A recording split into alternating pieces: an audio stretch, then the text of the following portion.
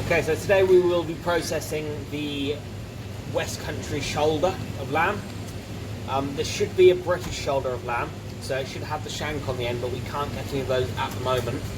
So this is nearly similar, but it just doesn't have the shank on the side, so we're going to be working with this one today. The equipment we will be using today is a deboning knife and a long steak knife. And we'll also be using a chantry knife sharpener and some butcher's string to tie up the joint afterwards. So, first job is to sharpen the knife.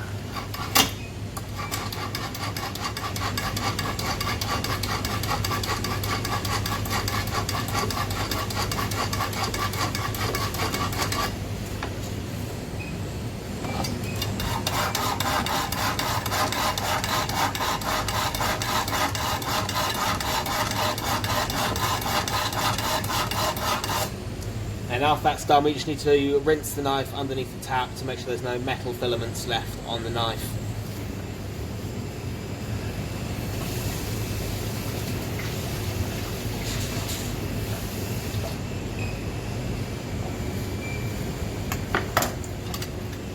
There we go. So first thing we need to do is just conduct a visual inspection of the packaging, making sure that it's still airtight and there's no holes in it or anything, so that looks fine. And also a pair of scissors to open this as well. So just open the packaging.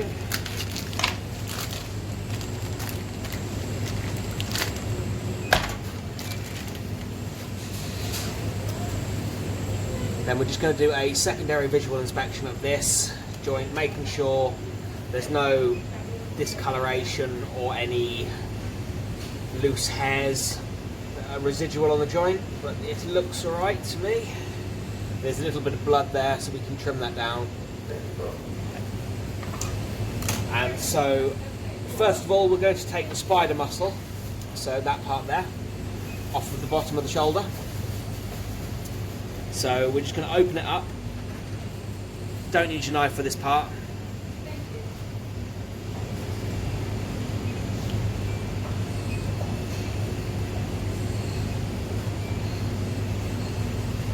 Open up the spider muscle down to when you get to the seam, and then you can just run your knife lightly across it.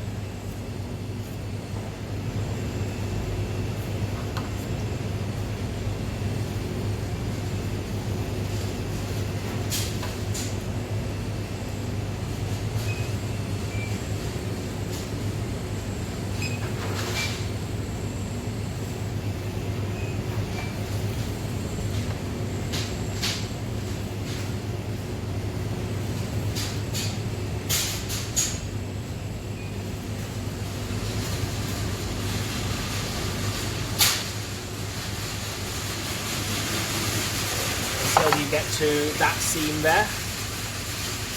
So just cut it off there. Chuck it off quite nice and easily.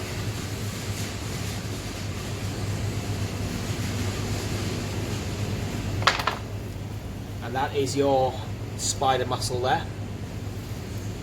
So if you need to at this point, just turn up the other way around and just trim a little bit of fat off the side if you need to. Bearing in mind the shoulder is quite a fatty joint anyway, so you don't need to trim it down too much.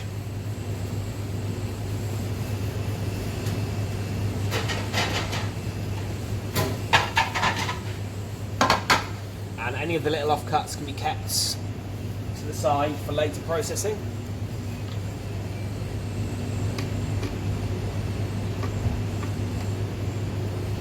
Taking a few bits of the sinew off. So there is a tendon running through that part there, so we're going to take that out. So just underneath of the knife.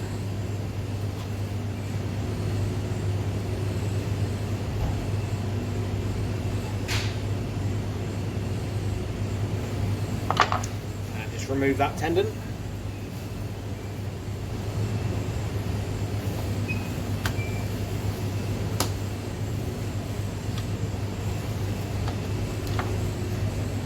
making sure there's no little ventricles or anything in there, so take that bit off. And then we're just going to put that to the side for later processing, which we'll get back to in a minute.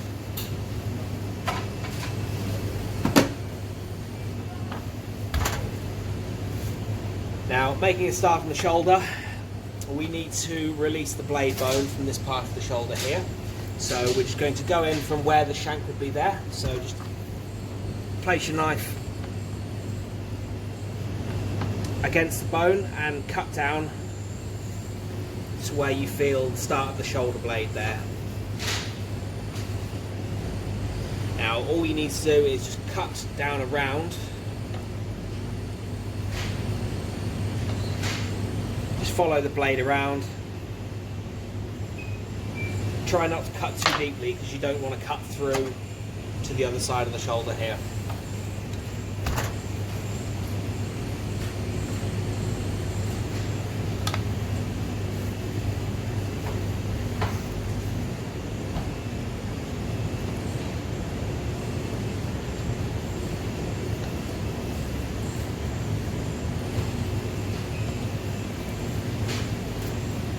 So when that's done, you should be able to see the blade bone running through there. So that's the edge of the blade. And then at this point, we're just going to open up the ball joint here.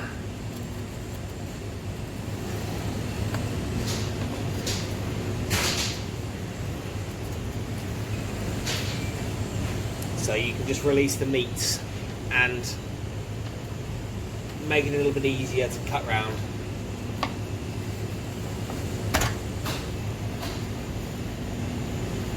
At this point I'm going to cut down and skim the meat off of the top of the shoulder blade. So just running your knife along the top of the shoulder blade. Trying to keep as much meat on there as you can.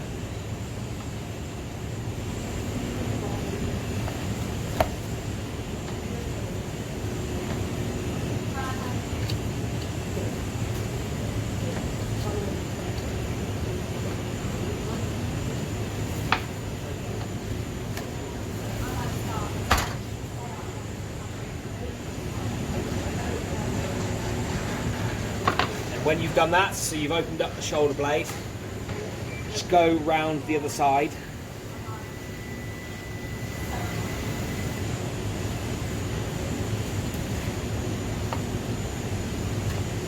There, like that, to open it up, and then up top.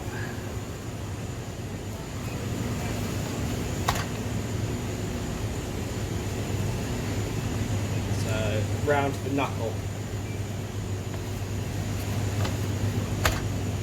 At this point I'm going to take out the ball joint just to make it a little bit easier to access it. So same process as with the leg, just cutting around the bone, trying to keep your fingers out of the way.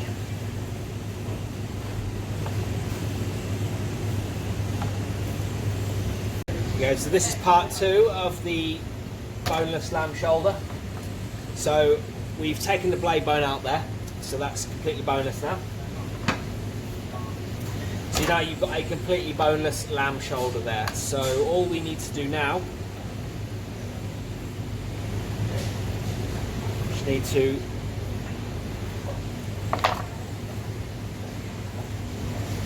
open it up a little bit.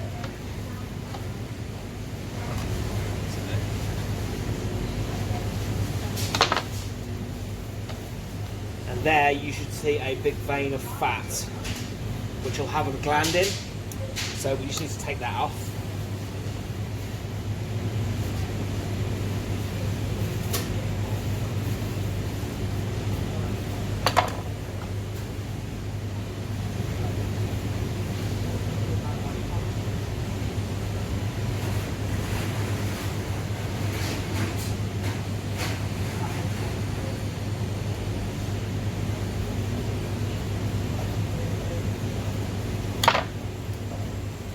See parts of the gland in that bit of fat there.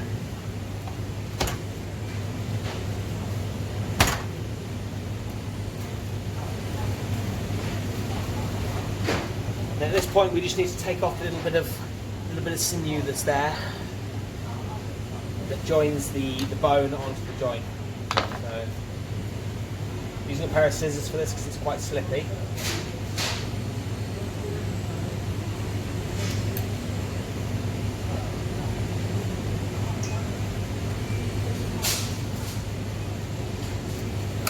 Just cutting through that little bit of tendon there, and then we can dispose of that. At this point, you can trim the shoulder down a little bit more if you're not happy with how fatty it is.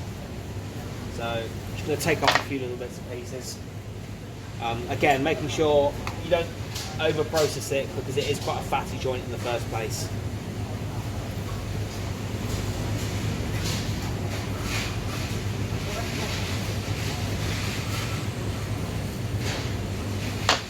Again, there's a bit of sort of valve there as well, so just taking that off.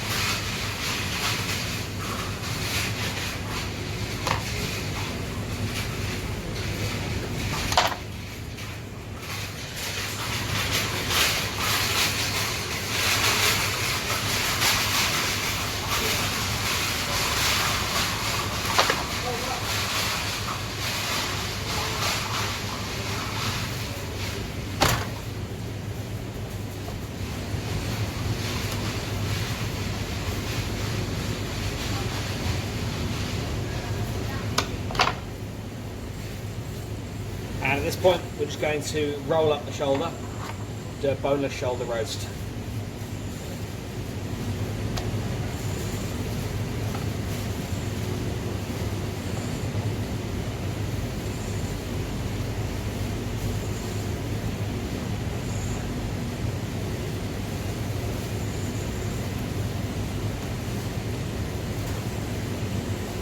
And then just tie it with some butcher string, using a slip knot.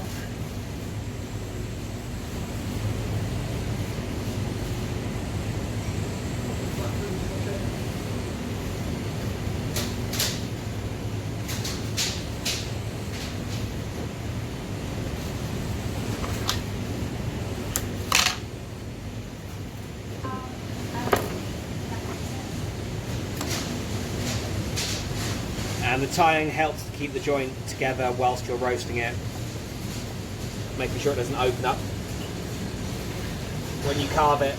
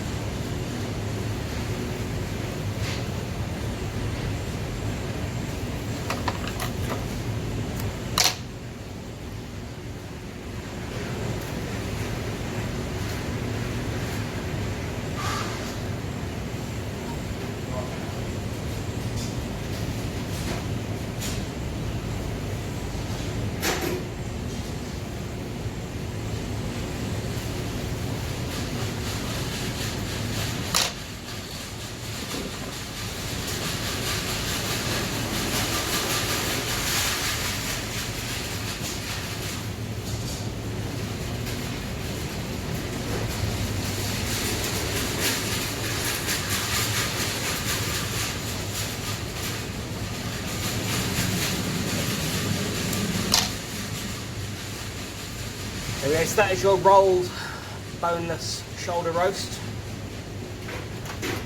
So all we're going to do now is we're going to use the, let's come off.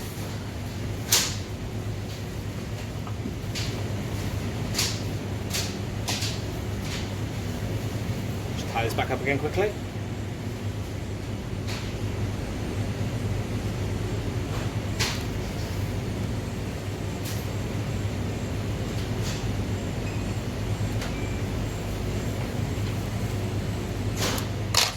Yeah, so we have our boneless shoulder roast there. So all we're going to do is cut it into two roughly equal sized joints. So if we cut it down the middle here with a steak knife.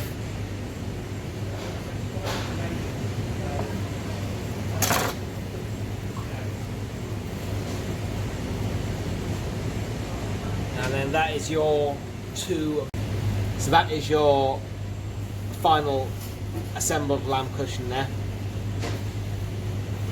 All tied up nicely.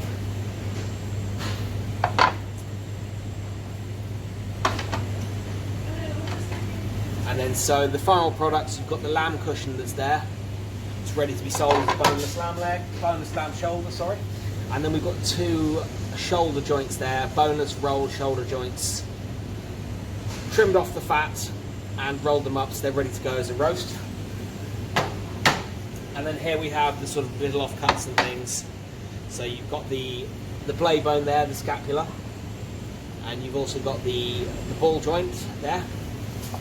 And you've got the little offcuts and things. I mean, you can throw the glands away, but regarding the fat and the little bits of meat and things, you could use that for stewing or cooking down for a sauce or a gravy. We don't really deal with that in store though, so that's sort of non-applicable for us. But that is the finished products.